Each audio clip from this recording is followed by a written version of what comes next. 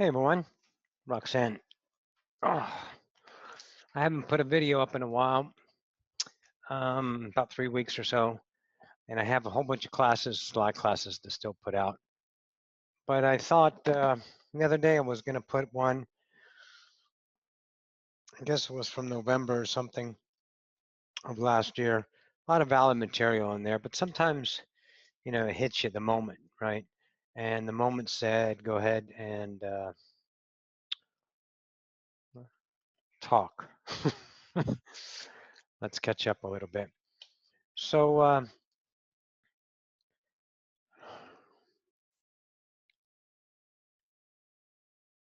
humanity is about discovery for me.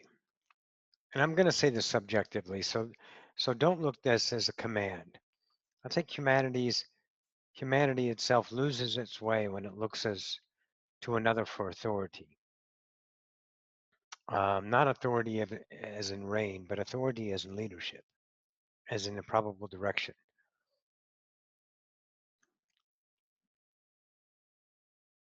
I think it's about discovery. We're connected for billions of years, infinite number of measurements, an immeasurable amount of now. We're all that is, one or all are one. And then we create a point of view, an incarnation, a human that knows not itself. So the world becomes separate and objectified. We see the bottle of water, we see the scrunchie, these are hormones, cup of coffee, we see things and we consider them objects and we place value on objects. Objects are points of view, truths, emotions, of course, materialism and slants of life, hues, shades, baffles, beliefs, ways we navigate our reality. And this fractal gets to, that's exquisite, that's priceless. I remember Osiphus, when I was channeling Osiphus about innocence. Human is innocence to their own awareness of creator. And when you lose that innocence, it's saying innocence lost or waking up. But waking up is not the divinity of searching for purpose or meaning or outcome. To me, it's discovery. Remember, subjective. Okay, this is my apples I found. I've discovered. I'm chewing gum lately. Never chewed gum before. For some reason, I'm chewing gum. Part of my discovery. Anyways, so I'm finding that discovery is painful because you find a lot of things about the self and you want to objectify those belief systems you have in justification for why you have them, validate why you keep them up, and to accept them as your own creative point of view because you forgot and you start coveting moms and dads and religions and countries and flags and points of view and groups and objectify the entire world into categorizations, and you find out a truth is just no longer. And it's painful.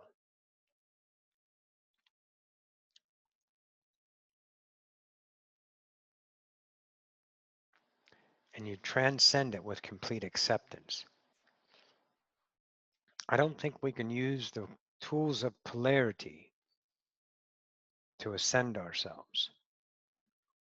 I think ascension is representation of worthiness, a creator journeying into an undiscovered portion of themselves to realize the absolute greatness, priceless measure, priceless beyond measure that we truly are. We get to. And to use tools to extinguish one portion of reality because it's been labeled and then quantified as a portion of reality through emotional content as negative, or let's say mediocrity down to suffering. And to get rid of that is validating it. When you validate creation, Abraham 101, energy follows awareness. Look, creation doesn't speak English or any other language. It speaks vibration. Your worthiness towards creation in and of itself, if that worthiness at that point, and there's no level of unworthy or worthy, don't use polarity on your worthiness. Use polarity, save for the human bounds, but you are worthy, period, because you're law one, which is you've been chosen to exist. So really take that inside for a few minutes, muse on that. But this existence gives you worth, and your worth is to understand a portion of yourself you've never been able to see before, and you create an idea. And that worth is creating negativity to understand a point of view you've never been able to conceive, not even only conceive, create, but experience for the full thrust of it without wavering. The absolute reality, 100% that we always are. Never been absent of reality. It's always been on. Fascinating. We're really, really good creators. I never have a blip or a hole or a space in my reality of nothingness. I'm always filled with the all, right? So this worthiness creates an idea to become purpose and meaning because we're emptied. Upon birth, remember what I said, we have no connection, none. So we objectify our connection through covets, moms, dads, their love, their need to satisfy, to make them happy, to do good in school. And the teachers start grading us and making us feel and putting us in, making us feel lesser than because we failed. Not their fault. No one's fault here. Let's not start assigning objects to people or things. That's the game. That's the beauty of polarity. The beauty now, though, is realization of that polarity that you covet. And those objectified idea needs of dependencies externalized to validate the own self through objectivity that would be polarized in a fashion of mediocrity towards good that you work for with meaning and purpose your entire life only to die. Having temporary satisfaction. Where's the fulfillment? Where's the emptiness in your heart actually satisfied? But it's never satisfied because satisfied is a dumbed down version of you. So you can't use the tools from my beliefs to create a happy and extinguish existence in and of itself. Remember, for those of you who watch Bashar, the Daryl Anka Bashar, one or all are one, and all of creation is on existence. All of non-existence is not. All true is existence. So a conditioned reality you're seeing on a belief system that takes that vibrational situation that you've, let's say, dilated it into a meaning of negative, and you have the emotion, doesn't need to be extinguished. It can't. It can only be transcended. You can't get rid of existence. You can't take 1 ounce because one is all of one. One singularity point of view, which is all consciousness, is in its own singular point of view, creating the all. You can't get rid of any of it. None of it. Because one portion goes, we all go. Because we're all the same vibrational creator from the singular point of view of what? Truth. Ours. All non-existence is false, all existence is true. So we're on the truth side of things, right? And I've discovered a lot of this working with my students. And they're the best sounding boards for me. I love them because they bring me the worth, as all creation brings you the worth. My day-to-day wares bring me the worth of creation to discover myself. It's humbling. so, so to look at creation from a standpoint of polarity and always using the energy follows awareness, To relate to reality, now we're going to talk about Seth 101. Everything is relating to reality, how you relate to it. So when you're relating to something as a cycled idea of a belief system coveted from a childhood standpoint and carrying that burden around with you until now, keeps your reality the same. And it's not the same as in details. I mean, you may have moved, you may, got a better idea of abundance or a job, and you may have won the lottery or whatever. But it's not that. It's not the details. Remember the objectified ideas. It's how you feel. Back to Seth, relating. How do you feel? State of awareness, state of unconditional love, in and of itself is beyond happy. But will you just use happy as a measuring point, since we work at measurements as a definable standard? So our standard is happy is what we make, try to get after and create and avoid negativity. Can we go beyond that? Can we go beyond polarity?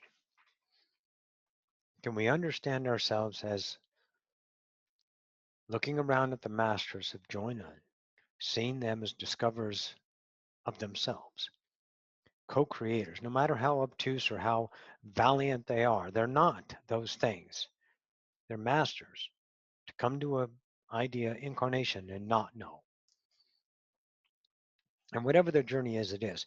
So can you look at this planet, this incarnation, this idea as a discovery of possibilities, although the measurement scale is going to constantly bombard you in the echoes of time, but never in the currency of now. We'll get to that in a minute. But the echoes of time are going to give you polarized situations, and you're going to take an emotional ride. And that's why I think it's so easy to get caught up in emotions, because they're valid. They're wonderful. Suffering sucks, but God, I can't suffer anywhere else. I can only suffer in human, because human knows not connectivity. And let's not put masks on what the universe is like, because we don't know. What we know is our now. Live there. And you get to discover the ability of creation showing itself to you when you let go of the ideas. Pardon me. When you Brahma, when you let go of the ideas of purpose and meaning in everything that's being attracted to you, what you put out is what you get back, is the fourth law. No, that's the third law. Fourth law is all at one are all. Third law. But what comes back to you is not positive or negative. It's a neutral world. But not neutral as in empty. It still has moxie in it. It still has worth. It's still alive, right?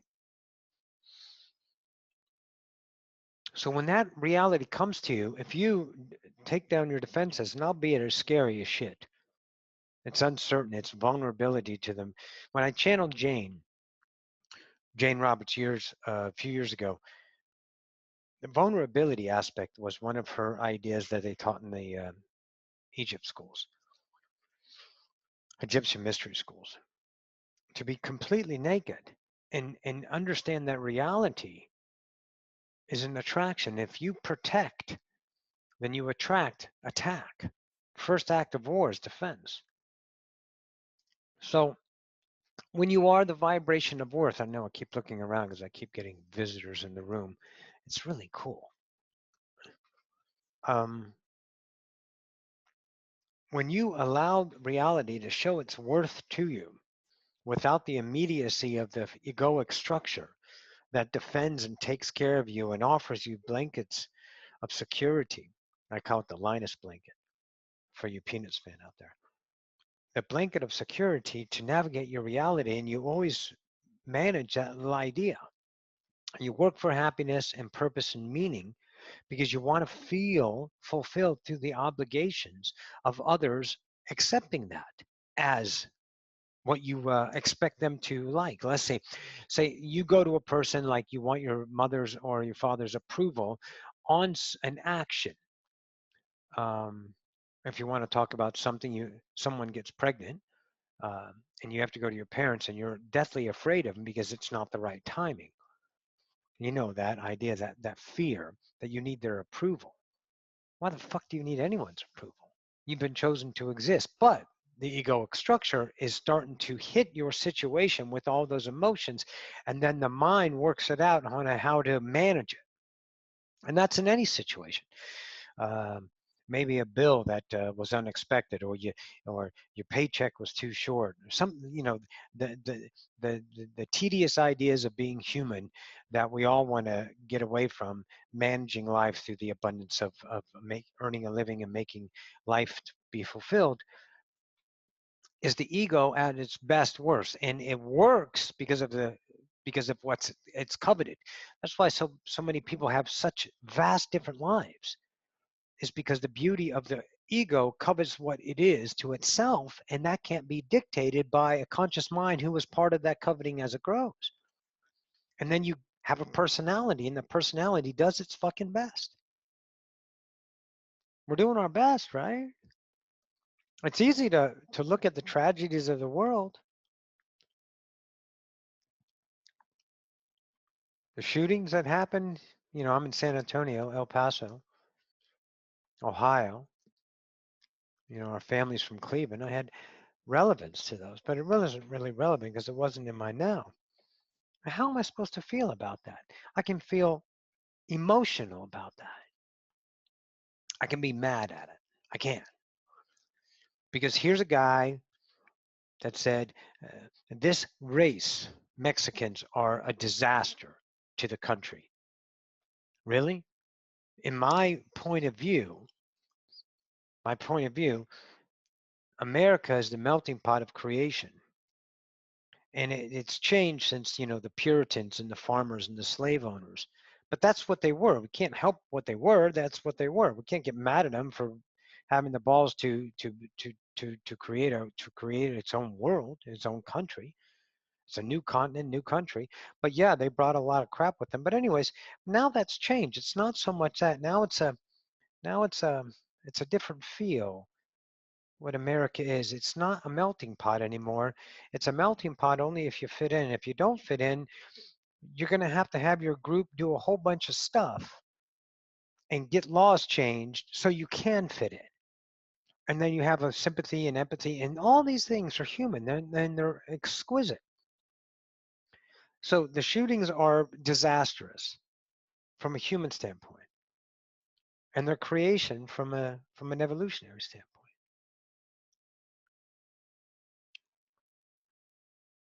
Can you see it that way?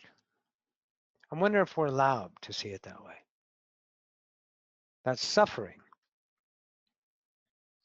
And the work of a volunteer who gives blood, marrow, or someone that is a hero and saves children from trafficking, or Mother Teresa out there doing her work, or volunteers cleaning up plastic. How am I supposed to feel? Tell me. Tell me what's best for you.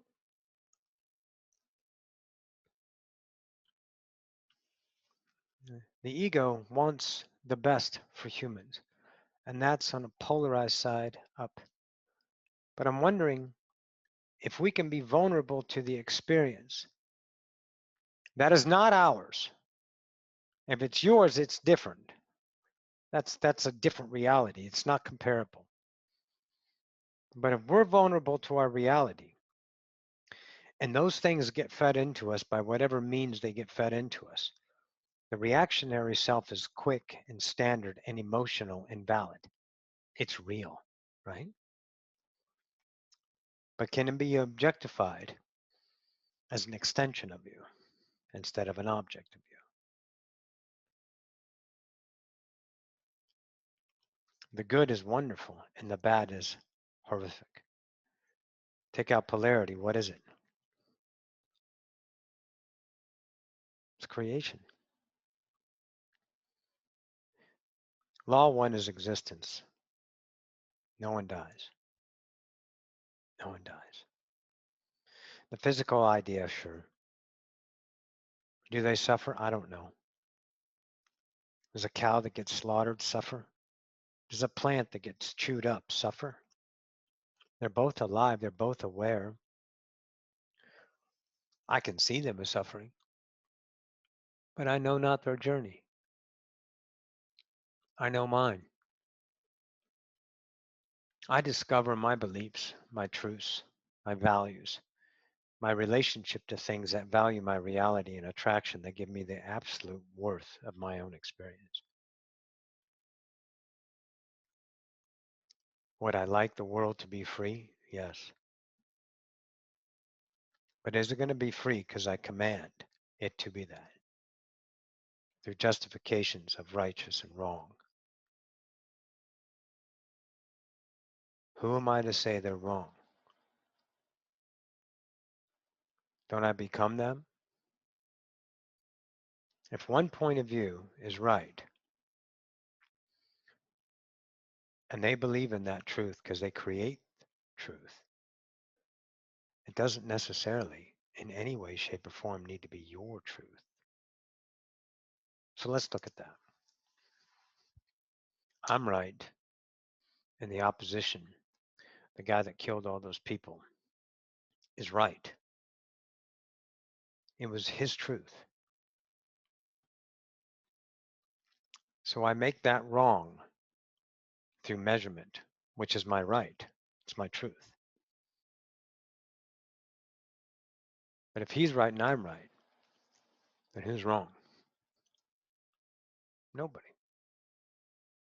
But that's beyond polarity. That's the mastery for me, is to realize this incarnation, this absolute exquisite master class, as Bashar has called it, is to understand your relationship to your worthiness of a discoverer of the possibilities of creation, unbounded, untethered, raw. And we get to be that. So I don't want you to change for me, for fuck's sakes. Don't ever do that. Don't ever follow anybody, anybody. Whatever comes into you is a probability. Run it through you. Slow down to speed up. Discern your mastery. Accept your worthiness of creation. I don't think anyone on this planet needs to earn their way back to Godship. Because if the all are one and the one are on, who the fuck is judging where you belong on it? Don't ever put yourself less than. Covet those above you, even your higher self. Then you put yourself in the lower of lesser, and you are not lesser. Creation chose you to exist. There's no earning it. There's no keeping it. There's no measurement. That's all human. Of the adaptation ride we create to create. But we're creators in our natural. So when it comes to you, have the balls or the ovaries, you can choose, to choose your truth about that. And even if that means pissing everybody off you're supposed to rely on as your own means of justification of existence in and of itself. In other words, you need somebody to live. You're depending on that. There's a purpose there, and that's your fucking drug dealer. And then in one fell swoop, a truth bubbles up inside of you and says, this is your worth. What are you going to do with it? You going to give it away? Or are you going to take a chance to discover your isness that's unshakable, unjustifiable, doesn't need a goddamn thing, because it is all it is.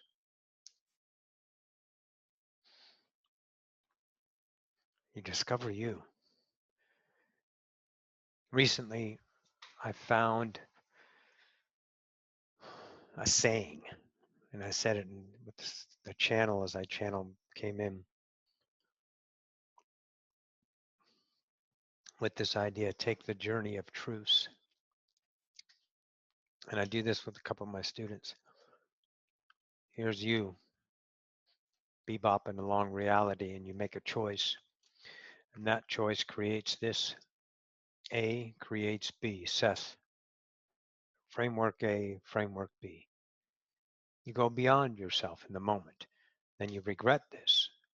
Why did I do that? Well, without that choice, you don't know this evolutionary self that lets go of the truth of that choice. We were taught to regret through a measurable standard that is current in the now. Of course, you've seen standards change through times. Let's say we're not drilling holes in heads anymore to let out the demons,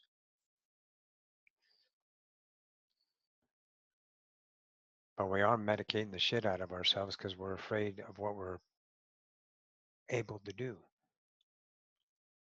And if it's not done through education or validation of authority, then it's usually trash. But the discovery of self only attracts worthiness of the self. So let go of human standards and stop holding yourself accountable. And when you discover a truth, take the journey of truth and let go of the last truth and climb the rung of freedom. To let go of those truths in the moment, to discover you. I promise you this, you are never going to be less than your worth. And when you start discovering yourself and start to fall in love with you, the highest act of love possible is to love you. And you choose your worth in the moment that hurts another. That's their pain that they perceive and assign to you. And that's not your duty to reconcile that through your own depreciated self of negotiation. Don't do it.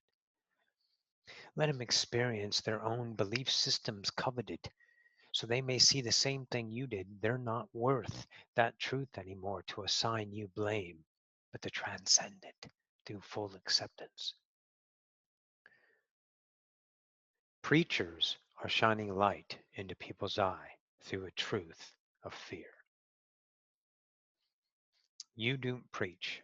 No one preaches if they're enlightened. Enlightened isn't a standard or an achievement. Stop. Stop with trying to become something. That's a human aspect. Enlightenment is lighting your own path with your own discovery, with your own worth. And you start to light up, and that's what encourages others to do the same unto themselves. When Sylvester did the lighthouse, you just stand there and you beam your light. And those lost at sea shepherd their way into your light and discover they have their own beauty and they can be that. You are just courage to do that. Enlighten someone to be courageous on their own truth. Even if it doesn't match your truth, don't hold them accountable for their fucking journey of discovery because you're too understanding, coveted in that need of their acceptance to make you feel better. That's what the whole game is about. Is to know you need no thing to create all things because you're whole. And as long as you're casting your lines out to the dependencies of others to gain their appreciation and their approval to fulfill your love, then you're empty, seeking the passive enlightenment through the discovery of others. It's about you, Master. Don't be afraid to take the journey. Don't be so hell-bent on discovering if you can be an ascended master or talk to the higher self and what your guides are trying to do or whatever it is, a purpose or meaning in life. Just get out there and live and change. Look how I pimped my ride. You like it? I love Roxanne. I love what I've done with myself. But it took a journey of truth to do that. It took going through different kinds of clothes and looks and to discover a natural portion of me. You take this personality and you deconstruct it and you breathe up this persona of absolute fucking dragon monster, gorgeous, loving self that cannot be denied. And every time, if you discover that, if you choose to do that, you will know when you're choosing your pain at such great velocity. You will cower at your old self and embrace only the new of remembrance. You'll never waver again. No one ever can shake me off my solid because I've become persona, creator. Creator's not an attainment, it's a realization, right? It's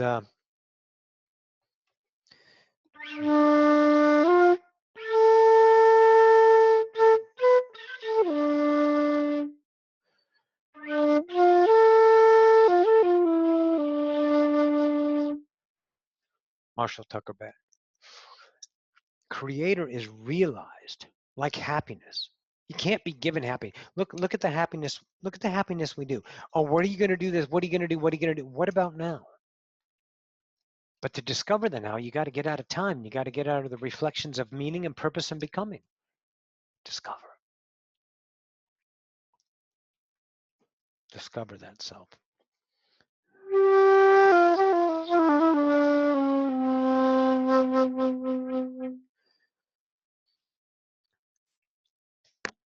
You have so much time to do it. It's incredible. There was one video I watched right before I started channeling from Bashar, the Daryl Anka channeled Bashar. And it was like memory is created in the moment. That one I really took home with me and realized I can have a different memory from one moment to the next. And it gave me permission to let go of my fears about how I had to control my reality. And one thing I discovered is time is created in the moment too. That's why you can leave late and arrive early. That's why sometimes you're driving from one place to another and you never remember the journey. All you do is remember that you did drove, but you actually never drove the journey. Why do you need to? And sometimes you don't. Because that's not your attraction in the moment to give you that experience to actually drive. An hour passes by, it seems like 2 minutes. Well, maybe it was 2 minutes and you gave yourself a memory that an hour had passed. So slow down to speed up. Take your time. Don't rush. Be like the Ents. Slow down. Don't hurry. I love the Ents.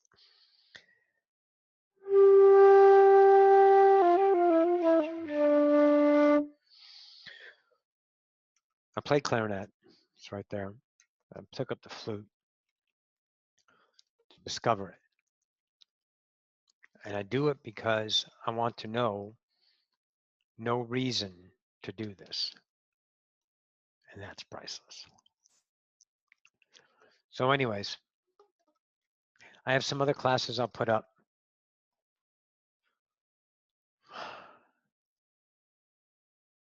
In the next few weeks.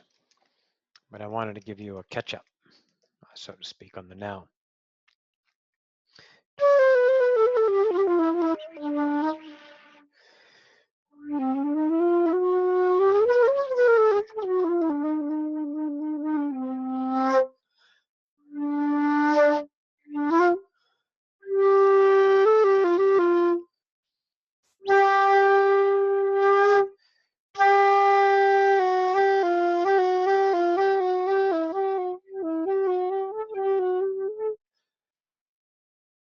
And when you're in the moment, nothing matters. Can you imagine living a life of no mattering? Realize the freedom in that.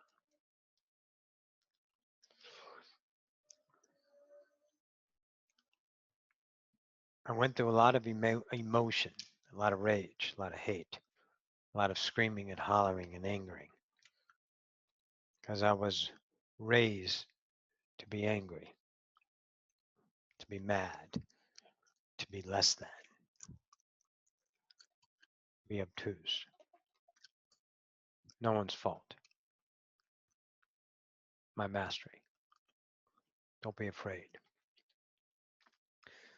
And when you see that thing that is painful, and it means to smash a frying pan on the sink because you're so fucking mad at whoever you're targeting, assigning blame, needing to do it. But do it with awareness of realization of doing it. And take that journey and covet so much that is yours.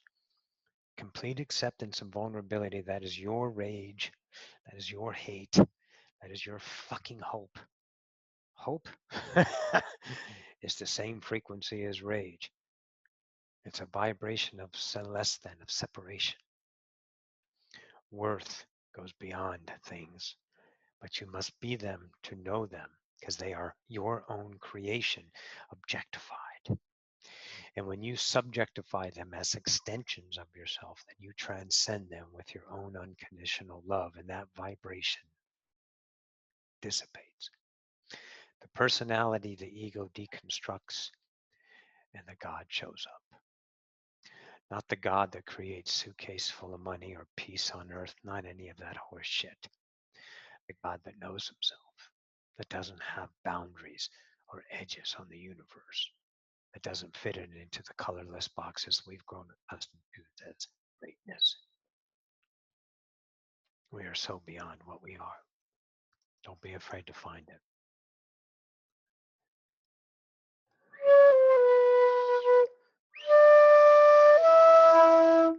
That's hard, that higher notes.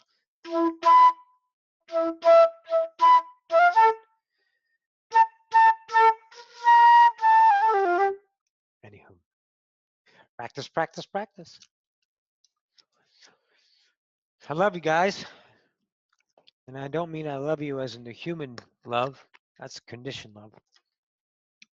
My love that is given is natural. My presence is unconditional. Your presence to me is absolutely priceless because it gives me awareness of my own self. So get on with your life the best you can. And when you create a self and you look back at that self and regret it, then embrace it at that moment and remember the words. That's evolutionary. You are revealing yourself. Love yourself before another. Remember that verse? Have no other gods before me. Let's look at that from the standpoint of I am. If I am, I shall have no other gods before me.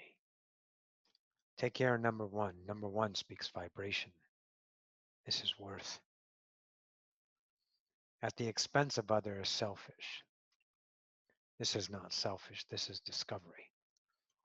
When you're using someone for betterment of self, at the challenges of egoic structure is so recognizable and easy to understand. But the bravery is fearful. The recognition of self-worth bubbling up is scarier than shit and most certainly uncertain on how it's going to play out. Fall in love with you, take a chance and discover your isness. It will never be taken away. You'll never be judged. You'll never be measured.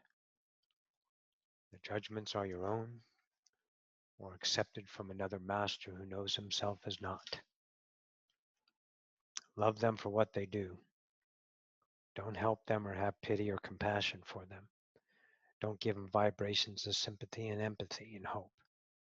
Don't send them your prayers. Give them your fucking worth. Worth, the idea of existence in and of itself unmeasured. And chosen truth vibrates that.